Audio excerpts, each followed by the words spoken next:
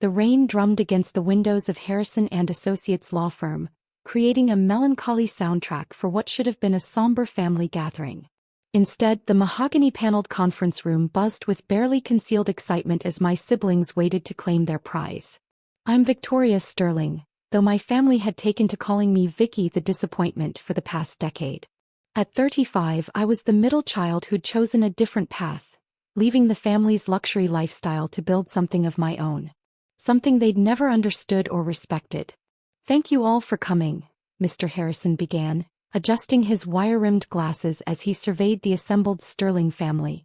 "I know this is a difficult time losing Eleanor so suddenly." My sister Melissa dabbed her eyes with a designer tissue, though I noticed her tears had dried remarkably quickly after Mom's funeral yesterday.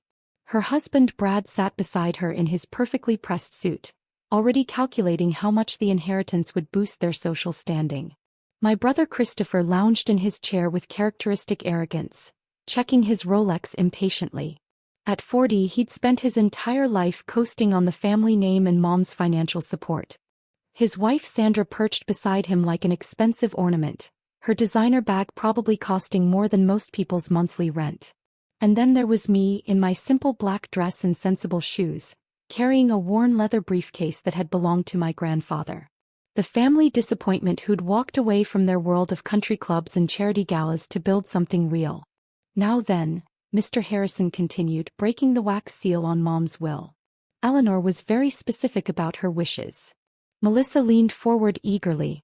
She'd been Mom's favorite, the one who'd married well and produced the perfect grandchildren. The one who'd never questioned Mom's values or chosen her own path. "To my daughter Melissa," Mr. Harrison read, "I leave the family home at 1247 Beacon Hill, along with all furnishings and contents therein." Melissa squeezed Brad's hand triumphantly. The Beacon Hill mansion was worth $12 million, not counting the priceless antiques and art collection inside. "To my son Christopher, I leave my investment portfolio, currently valued at approximately $8 million, along with the family vacation home in Martha's Vineyard." Christopher's smirk widened. He'd been counting on that money to cover his gambling debts and failed business ventures, though Mom had never known about those particular problems. "And to my daughter Victoria." Mr. Harrison paused, his expression sympathetic. "I leave my jewelry collection and personal effects, along with my sincere hope that she will find her way back to the family that loves her." The silence that followed was deafening. $20,000 worth of jewelry versus $20 million in real estate and investments. The message was clear. Come crawling back or get nothing. "That's it." Christopher laughed. "Mom's jewelry box? I guess that's what happens when you turn your back on your family." Melissa's fake sympathy was worse than Christopher's cruelty. "Oh Vicky, I'm so sorry. But you know how Mom felt about your choices. Maybe if you'd stayed close, if you'd been there for her." "I'd been there for her. Every doctor's appointment during her cancer treatment, every late-night phone call when she couldn't sleep, every moment she'd needed support. But I'd done it quietly without fanfare, while they'd made grand gestures when it suited them." "The estate is quite substantial," Brad added, unable to hide his glee. "Between the properties and investments, we're looking at generational wealth here." Sandra nodded enthusiastically. "The Martha's Vineyard house alone could fund our children's entire education." "Now there is one small matter," Mr. Harrison interrupted, shuffling through additional papers. "There seems to be some confusion about the Beacon Hill property." Melissa's head snapped up. "What kind of confusion?" "According to county records, the property was sold 3 years ago to Sterling Holdings LLC. The current owner has been allowing Mrs. Sterling to remain as a tenant, but—" "That's impossible," Christopher stood up abruptly. "Mom owned that house for 30 years. She would never sell it." I reached into my briefcase and pulled out a thick manila folder, placing it quietly on the polished conference table. The sound of paper against wood seemed to echo in the sudden silence. "Actually," I said calmly, "she did sell it. To me." The color drained from Melissa's face. "What are you talking about?" I opened the folder, revealing the property deed with my signature and Mom's, dated 3 years earlier. When Mom got sick, she needed money for experimental treatments not covered by insurance. Treatments that saved her life for 3 more years. "But the will." Brad sputtered. She left the house to Melissa. She left her former house to Melissa, I corrected. A house she no longer owned. Mr. Harrison examined the documents, his eyebrows rising. These appear to be legitimate. Mrs. Sterling, you purchased the property for $15 million, I supplied. Above market value because it was my childhood home and Mom needed the money immediately. Christopher slammed his hand on the table. This is fraud. You manipulated a sick woman. Did I? I pulled out another document.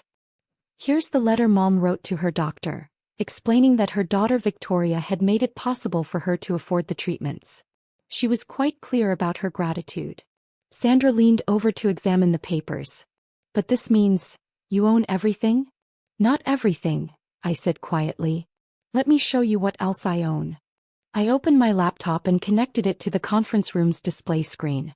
Financial documents filled the large monitor, showing a complex web of property holdings and business investments. Sterling Holdings LC, I began clicking through the presentation, owns not just Mom's former house, but also the Martha's Vineyard property, which I purchased 2 years ago when the previous owner defaulted on their mortgage. Christopher's face went white. That's impossible. Mom said it was paid off. It was. By me.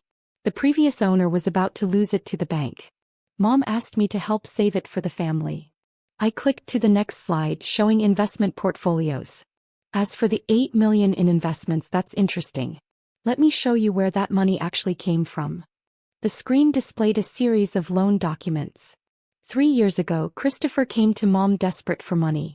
$8 million to cover gambling debts and failed investments. Mom didn't have liquid assets, so she borrowed against her investment portfolio. Sandra stared at her husband in horror. Christopher, you said that money was for a business opportunity. The loans were due 6 months ago, I continued. I paid them off to prevent Mom from losing everything. So technically that $8 million in investments, it's collateral against money I loaned to save Christopher's life. This is insane, Melissa whispered. You're saying you own everything? I clicked to a comprehensive asset overview. The Beacon Hill Mansion, the Martha's Vineyard house, the investment portfolio that covers Christopher's debts, plus several other properties you don't know about.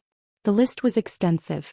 Commercial real estate downtown, luxury apartments across the city, even the country club where they'd spent every weekend for the past decade. How? Brad asked, his voice barely audible. How did you afford all this? I smiled slightly, remembering all the times they'd mocked my small business ventures and foolish investments. While you were living off Mom's money, I was building Sterling Innovations. We develop AI software for Fortune 500 companies. Christopher's mouth opened and closed like a fish out of water. But you said you were just consulting. I am. My company consults with Google, Microsoft, Apple, Amazon. Last year's revenue was just over $2 billion. The silence that followed was profound. Outside, the rain had stopped and pale sunlight was beginning to filter through the clouds. $2 billion. Sandra whispered. That's just revenue, I clarified. Net worth is significantly higher, especially with the real estate portfolio. Melissa found her voice first. But why? Why keep it secret? Why let us think you were struggling? I looked at my sister, remembering the child she'd been before money and status consumed her. Because I wanted to see who you really were. Whether you'd love me for myself or just for what I could give you. And now? Christopher asked, though his tone suggested he already knew the answer. I stood up, gathering my documents. Now you know that the daughter you dismissed as a failure owns everything you thought you were inheriting. So what happens to us? Melissa's voice cracked. Where are we supposed to live? You can stay in the Beacon Hill house, I said quietly. All of you. But not as owners. As tenants. I pulled out lease agreements I'd prepared that morning. Market rate rent. First month due in 30 days. No special treatment, no family discounts. Brad examined the lease with trembling hands. $25,000 a month? We can't afford that. Then I suggest you find jobs, I replied. Real jobs, not the charity board positions and social clubs you've been calling careers. Christopher stood up, his face red with rage. You can't do this to us. We're family. Family. I closed my briefcase with a decisive snap. When was the last time any of you called me just to talk? When did you visit Mom in the hospital without being asked? When did you treat me like anything more than an embarrassment? The room fell silent again. They knew the answers to those questions. I loved Mom, I continued, my voice steady despite the emotions threatening to break through. I took care of her when she was sick. I made sure she could afford the treatments that gave us 3 more years together. I protected her assets from Christopher's creditors. And I did it all quietly without fanfare because that's what family does. I walked toward the door then paused. The lease agreements include one special clause. If any of you can show me genuine change over the next year, real jobs, honest living, treating people with respect regardless of their bank accounts, we can renegotiate the terms. And if we don't? Melissa asked. I met her eyes. Then you'll find out what it's really like to have nothing. Mr. Harrison cleared his throat. There's one more thing. Victoria, your mother left a sealed letter specifically for you. He handed me an envelope marked "For Victoria Only" in Mom's careful handwriting. I opened it slowly, aware that my siblings were watching my every expression. My dearest Victoria, if you're reading this, then you've just had quite a shock in that conference room. I know you bought the house and saved the investments. I know about your company and your success. I've always known. I also know your brother and sister have no idea how hard you've worked or how much you've sacrificed for this family. They think money comes from birthright rather than effort. I wrote this will to teach them a lesson they desperately need to learn. True wealth isn't what you inherit, it's what you build. And true family isn't about what someone can give you, it's about what you're willing to give them. You've already given us everything. Now it's their turn to learn what that means. I love you all, but I'm especially proud of the woman you've become. Sister's glove, Mom. Please check the safety deposit box at First National. Box 847.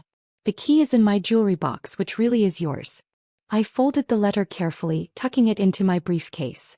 My siblings watched expectantly, but I didn't share its contents. Some things were meant to be private. I have a board meeting this afternoon, I said, checking my watch. The lease agreements are valid for 48 hours. After that, standard eviction proceedings begin. I walked out of Harrison and Associates and into the brightening afternoon, leaving behind a family that was finally beginning to understand the difference between inheritance and worth. 2 weeks later, I sat in Mom's former study, my study now, reviewing the quarterly reports from Sterling Innovations. The company was expanding into neural network architecture, and we'd just signed partnerships with 3 major automotive manufacturers for autonomous vehicle systems. My phone buzzed with a text from Christopher. Started working at Henderson Electronics. Manager position. It's honest work. Thank you for the wake-up call. A second message from Melissa. Brad got a job at the law firm downtown. I'm tutoring kids in math. We're making it work. The house feels different now. Better. I smiled, thinking about Mom's letter and the safety deposit box I'd visited that morning. Inside had been documents showing that she'd been secretly funding scholarships for underprivileged students for years, using money I'd given her from the property sales. She'd been building her own legacy of generosity, just as I'd been building mine.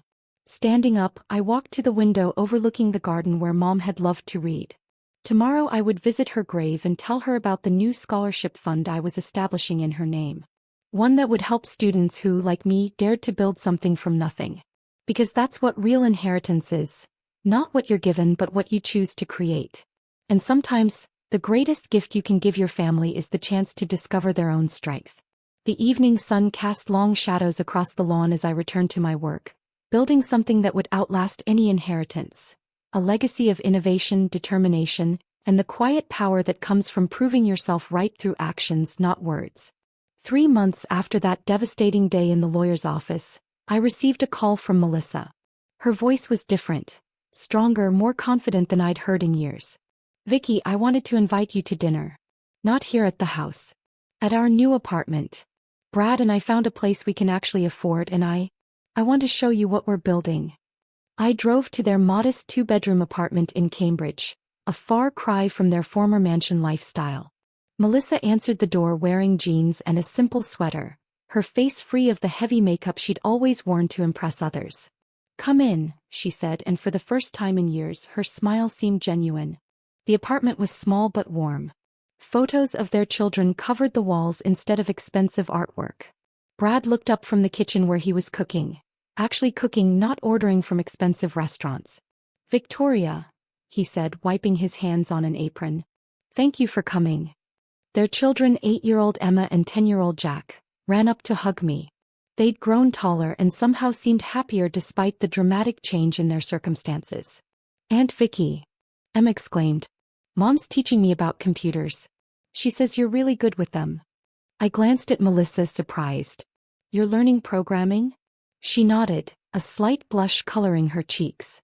I enrolled in community college. Computer science. It turns out I actually enjoy problem solving when it's not about social politics. Over dinner, homemade lasagna that was infinitely better than anything they'd served at their fancy dinner parties, they told me about their new lives. Brad was working his way up at a small law firm, taking cases he believed in rather than just the ones that paid the most. Melissa was excelling in her studies while tutoring high school students in mathematics. The funny thing is, Brad said, serving dessert he'd made himself, we're happier. Really happier. We talk to each other now instead of just coordinating schedules. The kids are happier too, Melissa added. They're learning that self-worth comes from what you accomplish, not what you own. After dinner, as the children played in their rooms, Melissa and I sat on the small balcony overlooking a tree-lined street. I owe you an apology, she said quietly. More than an apology. I owe you my gratitude. Melissa. No, let me say this. I spent so many years thinking I was better than you because I had more expensive things. Because I married well and lived in the right neighborhood. But you were building something real while I was just existing. She paused, watching the evening light filter through the leaves. Mom's death was a wake-up call, but what you did, showing us the truth about our finances, that saved us. We were heading for disaster. Christopher's debts, our spending, the way we were raising our kids to believe they were entitled to everything. You didn't just inherit Mom's estate. You inherited her wisdom. I thought about Mom's letter still tucked safely in my desk at home. She wanted us all to understand the difference between having money and being wealthy. And now I do. Being wealthy means having something you built yourself. It means knowing you can take care of your family through your own effort. It means teaching your children to be proud of their work, not their possessions. A month later, Christopher called to tell me he'd been promoted to assistant manager at Henderson Electronics. His voice carried a pride I'd never heard before, the pride of earning something rather than inheriting it. Sandra and I are getting divorced, he said matter-of-factly. Turns out she was only interested in the lifestyle, not the man. But that's okay. I'm finally figuring out who I am without Mom's money propping me up. How are you doing with that? I asked. Better than I expected. I'm seeing a counselor about the gambling addiction. Paying off the debts with my own money slowly but surely. And Victoria. I'm sorry. For all of it. For never seeing who you really were. 6 months after Mom's funeral, I hosted Thanksgiving dinner at the Beacon Hill house. Not as the owner lording over tenants, but as a sister welcoming family home. Melissa brought her famous sweet potato casserole, famous among her new friends at school, not the country club set. Christopher arrived with his girlfriend Maria, a nurse he'd met at his AA meetings who loved him for his kindness, not his bank account. Their children played together in the same rooms where we'd grown up, but the atmosphere was entirely different. Warmer. More real. More like the family Mom had always hoped we'd become. As we sat around the dining room table that had witnessed so many cold, formal dinners, I realized that the greatest inheritance Mom had left us wasn't money or property. It was the chance to discover who we really were when stripped of pretense and entitlement. I have an announcement, I said as we finished dinner. I'm establishing the Eleanor Sterling Foundation for Educational Innovation. It will provide full scholarships and mentorship for students who want to build their own businesses but lack the financial resources to get started. That's wonderful, Melissa said. What can we do to help? I smiled, looking around the table at faces that finally reflected genuine interest rather than obligation. I was hoping you'd ask. The foundation needs an education coordinator and a legal advisor. If you're interested. Are you offering us jobs? Christopher asked, his voice carefully neutral. I'm offering you the chance to help build something meaningful. With salaries based on your contributions, not your last names. They exchanged glances, then Christopher grinned, the first genuine smile I'd seen from him in years. When do we start? That evening, as my siblings helped clear dishes and load the dishwasher, tasks they would never have done in their former lives, I stepped out onto the terrace overlooking the garden. Mom's spirit felt present in the cool November air, in the sound of genuine laughter coming from the kitchen, in the way my family had finally learned to work together rather than simply expect to be served. I pulled out my phone and opened the photo I'd taken earlier. All of us around the dinner table, faces relaxed and genuinely happy. Not posed for social media or charity event photographers, but captured in a moment of real connection. This was the inheritance Mom had really wanted to leave us. Not money or property, but the understanding that true wealth comes from building something together, from earning respect rather than demanding it, from loving people for who they are rather than what they can provide. The autumn wind rustled through the old oak tree in the garden, the same tree we'd climbed as children when the world seemed full of infinite possibilities. As I watched the leaves fall and prepare for winter's transformation, I realized that sometimes families, like seasons, need to die back to their roots before they can grow again. And sometimes the daughter who walks away from everything becomes the one who saves it all. Inside, I could hear Melissa explaining coding concepts to Emma while Christopher helped Jack with his math homework. My successful, reformed family building new traditions around education and effort rather than exhibition and entitlement. Mom would have been proud. Not of the money I'd made or the property I'd acquired, but of the family I'd helped rebuild. Because in the end, that was the greatest empire of all. One built on love, respect, and the quiet satisfaction of watching people you care about discover their own strength. The foundation would launch next month, ensuring that other families wouldn't have to learn these lessons the hard way. But for tonight, it was enough to stand in the garden of my childhood home, listening to the sound of my family learning to be genuinely happy. Sometimes the best inheritance isn't what you receive, it's what you choose to give back.